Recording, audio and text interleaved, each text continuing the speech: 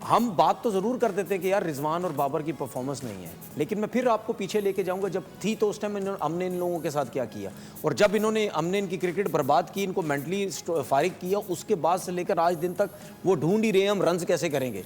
इतना बुरा हाल नहीं था इन लोगों का जो हमें अब ये नज़र आ रहा है, ठीक है ना। तो वहाँ से निकलना, अब वो कैसे ये लोग निकलेंगे, वो ऐसे ही निकलेंगे कि आपकी पीएसएल हो रही है, यहाँ तो पाकिस्तान टीम का प्रेशर नहीं है, यहाँ तो सिलेक्टर्स का प्रेशर नहीं है, यहाँ तो ये नहीं है कि आप ऊपर नहीं जाएंगे नीचे नहीं जाएंगे, यहाँ तो आप कैप्टन है, या यहाँ तो आप अपनी मर्जी से जाएंगे। अगर आपने ओपन खेलना वो ओपन खेलेंगे, चौथे पे आना तीसरे पे आना वो आप कोचिंग स्टाफ को कह देंगे हम नीचे आ रहे हैं, तो फिर वो परफॉर्मेंस आप कैसे देंगे। अगर हम ये बात करते हैं साहबजादा फरहान जिस तरह खेलता है, और नॉर्मल क्रिकेट आप देखें तो क्रिकेटिंग शॉट तो समीर मिनाज भी करके छक्के मार रहा है, ठीक है, वो कितनी सेंसिबल इनिंग भी खेलता है और सर्किल में बड़ी ज़बरदस्त वो इनिंग खेल रहा है। उस टाइप का प्लेयर भी रन्स कर सकता है, ऐसा नहीं है कि बिल्कुल ही जो है वो अभिषेक शर्मा जैसा हो गया या सूर्यवंशी जैसा प्लेयर हो गया या जायसवाल जैसे हो गए। इस किस्म के प्लेयर आपको सर्किल में मिलेंगे तो आप मतलब आप रन्स करेंगे, इनसे कम तो नहीं है। नहीं, समीर, मैं ही कह रहा हूँ, हालांकि समीर मिनास उनकी तरह नहीं खेलता, लेकिन प्रॉपर क्रिकेटिंग शॉट्स खेलता है, छक्के भी मारता है। ये भी वही प्लेयर है जिस जगह पे बॉल होता है उसी जगह पे वो शॉट्स खेलता है। तो टैलेंट हमारे पास है और ऐसे प्लेयर भी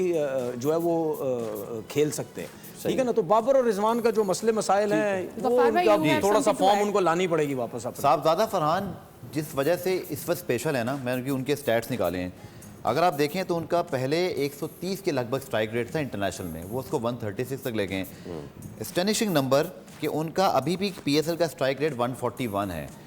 3 साल पहले 133 पे थे सर वो।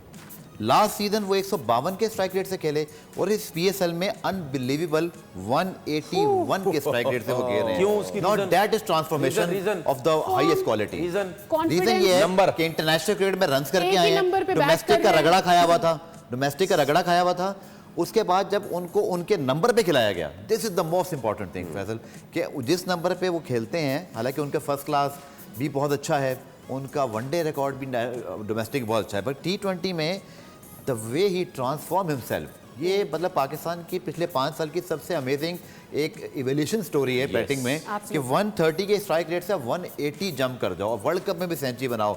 मैं सिर्फ इतना ही कह सकता हूँ, मैं आज एक जगह और भी बैठा था, मैंने कहा जी माशाल्लाह कहें उन पर कि इसी तरह वो चलते रहें, क्योंकि हमारे यहाँ अल्लाह मतलब कभी कुछ ऐसा होता है ना तो हम अचानक से कोई अजीब खबर आ जाती है, तो रियली फील कि वो चलते रहें। दुनिया के जितने बड़े प्लेयर्स भी है ना, दुनिया के जितने बड़े प्लेयर्स भी, चाहे बॉलर हैं चाहे बैट्समैन है, आप हमेशा देखना उनका जो लास्ट टाइम चल रहा होता है उस टाइम सबसे ज्यादा आउट कर रहे होते, सबसे ज्यादा रन कर रहे होते। अल्लाह ना करे, ठीक है, लास्ट टाइम हमेशा नोट, लास्ट टाइम मतलब क्रिकेट का भाईजान, क्रिकेट जब रिटायरमेंट, उसी पर पैराई में बात कर रहा हूं। रिटायरमेंट जब तो शुरू है अभी, सुने ना, रिटायरमेंट जब फरहान अभी 30 साल के 5 साल तो खेलेंगे आराम से। जितने बड़े प्लेयर्स भी देख ले, उन्होंने आखिरी 1-2 टेस्ट मैचेस में 100 ही किए हैं, आउट किए, वो रिटायर हो गए से करते हैं वो। फिर उसकी वजह ये, जब आप खेलते रहते हैं ना, खेलते रहते हैं आप, अपनी गलतियां नोट करते रहते हैं, समझते रहते हैं, एक्सपीरियंस मैटर्स। इसी तरीके से साहबजादा फरहान की जो उन्होंने स्ट्राइक रेट बताया 133 था, 125 था, 140 पे आए, ठीक है। जब एक तो आपको जब चांसेस नहीं मिल रहे होते, आपके पास पूरा मौका होता है डोमेस्टिक क्रिकेट आप पूरी खेलें और आपकी जो थोड़ी बहुत भी गलतियां आप उस पर पूरा काम करें और एकदम से आके प्रेशर डालें, ठीक है, दूसरों के ऊपर प्रेशर जाए। डोमेस्टिक क्रिकेट होती ही यही है, आपके साथ जब नाइंसाफी होती है आप और अपने आप को अच्छा करते हैं, तो वो उसके साथ नाइंसाफी होती रही, उसने डे बाय डे खेलता रहा, उस चीजें बेहतर करता चला गया।